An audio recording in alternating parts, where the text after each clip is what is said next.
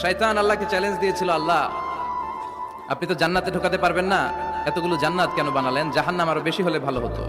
আল্লাহ বললেন কেন?